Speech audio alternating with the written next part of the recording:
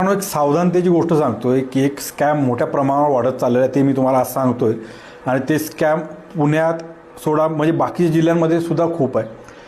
आणि त्यात 2 वेळा माझे मित्र फसलेले आहेत. दोघेही जण गावाकडचे होते. फक्त लालचीमुळे दोघे फसलेले आहेत. त्यामुळे तो सबक मोठा आहे ते तुम्हाला सांगतो की कुठलं तरी पैशांचा पाऊस पाडणारा किंवा कुठंतरी सापडलेलं सोनं आहे ते अर्ध्या भावात विकतोय असं करून ते त्यांच्या गावात बोलावतात. त्यानंतर तुम्हाला पैसे घेऊन बोलावतात आणि अख्खं गाव तुम्हाला मारायला लागतं. तुमच्या जवळचे पैसे हिसकून घेतले जातात.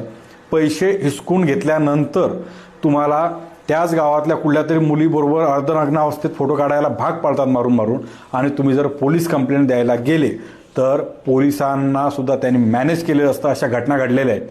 पोलीस रिपोर्ट द्यायला ती मुलं जेव्हा गेली तर अक्षरशः त्यांना देऊन हाकलून दिले की तुम्ही त्या गावात छपरीगिरी करायला गेले होते.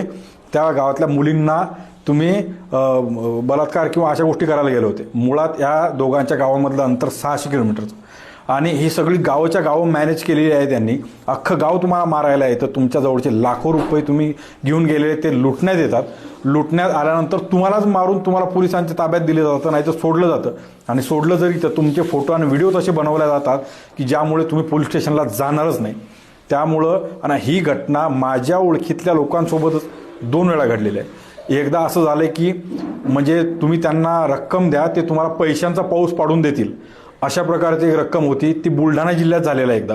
आणि दुसरी घटना जी झाली ही अहिल्यानगरजवळ झालेली आहे की सापडलेलं जुनं सोनं आहे आणि ते जुनं सोनं तुम्हाला कमी किमतीत दिल्या जाईल कारण त्या गावात सोनं लागलेलं आहे कुठेतरी. आणि त्या ज्या गिन्ण्या असतात ना सोन्याचे रुपये ते असे तुम्हाला दाखवतात सुद्धा. आणि ज्यावेळेस तुम्ही पैसे घेऊन येता एक 20-25 लाख रुपये किंवा 10 लाख रुपये 5 लाख रुपये जेवढी तुम्ही रक्कम घेऊन येता त्यावेळेस मात्र तुम्ही कितीही जण असले 8-10 जण जरी असले तो अख्खं गाव तुम्हाला मारायला मिळतं. आणि तुम्हाला मारल्यानंतर ते सगळे त्या स्त्रियांबरोबर तिथले फोटो काढतात किंवा असं काहीतरी करतात आणि तुम्हालाच उलट्या पोलीस स्टेशनच्या बलात्काराच्या केसच्या धमक्या देतात. त्यामुळं अशा लालचेच्या बळी पडू नका. असं कधीच होत नाही. पैशांचा पाऊस पडत नाही कुठं किंवा सापडलेलं सोनं कोणी अर्ध्या भावात विकत नाही. आणि अशा लालचेला पोलिसांना सुद्धा माझं आव्हान आहे की त्या गावांमध्ये जीव घेणे मार त्या लोकांना दिले जातात आणि फसवणूक होते. पोलिसांनी जरा लक्ष द्या. आपण एखादा आपल्याजवळ जर येतंय ना तर त्यांची मदत करा. तुम्ही हे एवढं प्रकरण मोठ्या प्रमाणावर वाढत चालले आहेत त्यावर शासनाने प्रशासनाने लक्ष दिलं पाहिजे जरा.